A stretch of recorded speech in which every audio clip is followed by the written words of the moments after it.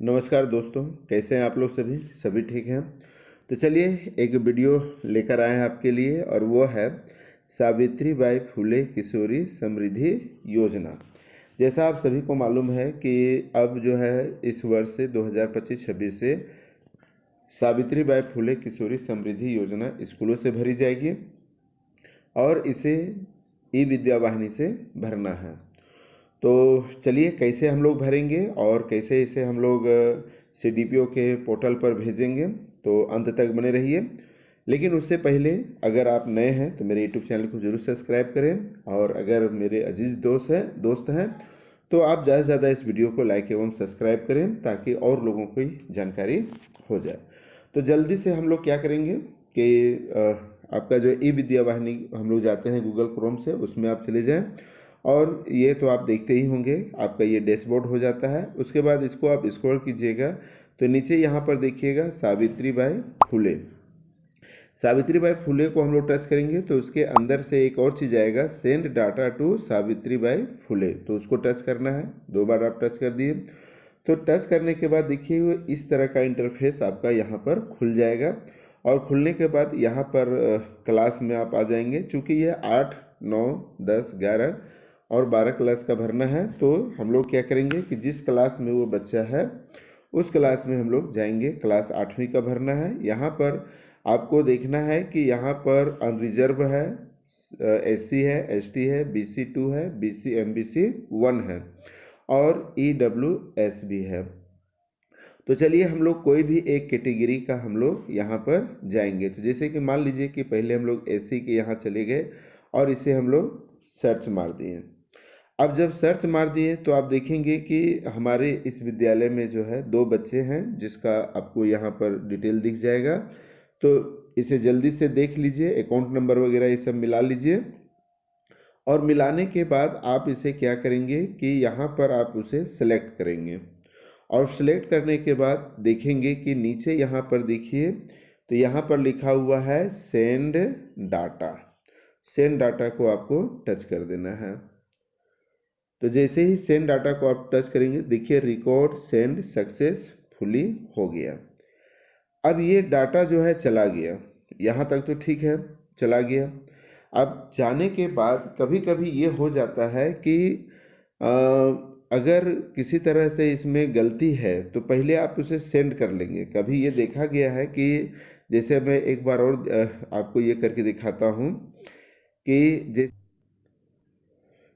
तो यहाँ पर आप देखेंगे कि एक बच्ची है जिसका यहाँ पर आधार नंबर और इसका अकाउंट नंबर छूटा हुआ है। तो इसको मैं भी करके दिखाऊंगा कि ये किस तरह से हम इसको सुधार सकते हैं। तो सबसे पहले उसको सेलेक्ट करके और उसको भी सेंड डाटा में भेज देना है।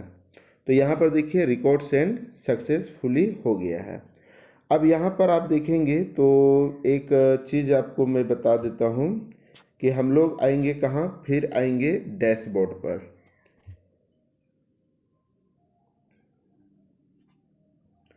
यहाँ तो जब आप वहाँ पर सेंड डाटा कर लेंगे तो सेंड डाटा करने के बाद फिर से आप यहाँ पर आ जाएंगे, और आने के बाद देखिए यहाँ पर जो लिखा हुआ है डैशबोर्ड में सावित्रीबाई फुले समृद्धि योजना, उसी को आपको टच करना है।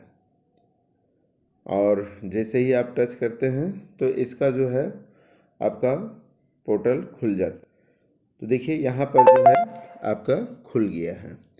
अब जैसे ही खुल गया है तो आप यहाँ पर देखेंगे, मैं जूम करके दिखा रहा हूँ, रिसीव अबली एप्लीकेशन।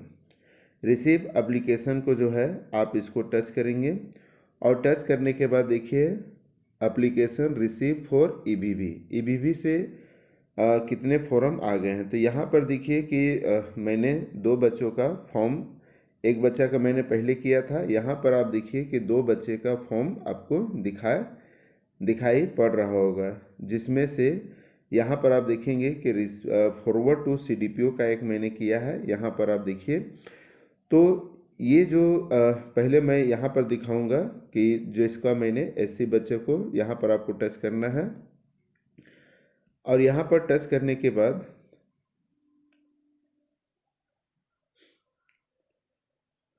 तो यहाँ पर टच करने के बाद देखेंगे कि ये दोनों बच्चे जो हैं उनका पूरा यहाँ पर डाटा आपको दिखना स्टार्ट हो जाएगा। और दिखने के बाद जो है यहाँ पर आप अगर किसी तरह से कोई सुधार करनी है तो यहाँ पर देखिए एग्जिट दिया हुआ है। उसके बाद देखिए इसका सारा यहाँ डाटा आपको मिल जाएगा। अब यहाँ पर आप देखेंगे तो चूँकि इनकम आपको भरना है, एग्जिट में आने के बाद यहाँ पर आपको इनकम उन बच्चे का भरना है।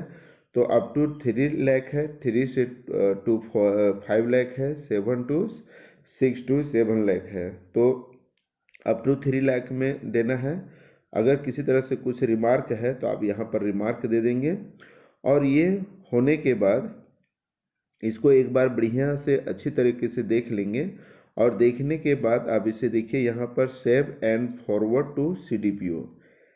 जैसे ही आप करते हैं तो are you sure to want to forward application to with student ID. Student ID का जो है change can not be made of forward. अगर आप फॉरवर्ड कर देते हैं तो फिर इसे आप चेंज नहीं कर पाएंगे। तो मैंने इसे ओके कर दिया है। और करने के बाद देखिए एक टॉपअप देता है कि एप्लीकेशन फॉर स्टूडेंट आईडी इतना फॉर उस बच्चे का नाम दिया हुआ है, has been successfully uploaded and forward to the CDPO।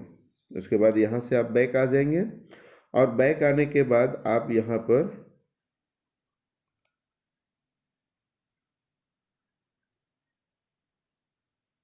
फिर आप देखेंगे, फिर मैं रिसीव में जाता हूँ और यहाँ पर मैं देखता हूँ कि एक बच्चे का मैं आपको करके दिखाता हूँ कि जिसका जो है आधार नंबर वगैरह ये सब देखिए, इस बच्चे का आधार नहीं दिख रहा है, अकाउंट नहीं दिख रहा है। इसी के देखिए यहाँ पर सामने जो है व्यू एंड एडिट आपको दिखाई पड़ रहा होगा। व्यू एंड एडिट में आपको जाना है। और यहाँ जाने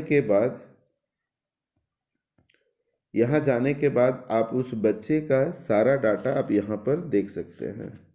यहाँ पर आप देखेंगे कि अगर उस बच्चे का आधार नहीं था तो यहाँ पर आप आधार नंबर लिख देंगे और फिर इनकम यहाँ पर रेंज लिख देंगे और इंटर IFSC कोड हो गया। उसके बाद बैंक नेम हो गया, अकाउंट नेम हो गया। और फिर इसी तरह से save and forward to CDPO कर देंगे। तो इस तरह से ये डाटा जो है आपका सुधार हो जाएगा। ठीक है, तो उम्मीद है कि यह वीडियो आप सभी के लिए बहुत ही लाभदायक होगा। फिर मिलते हैं नए वीडियो के साथ, तब तक के लिए सभी दोस्तों को बहुत बहुत धन्यवाद।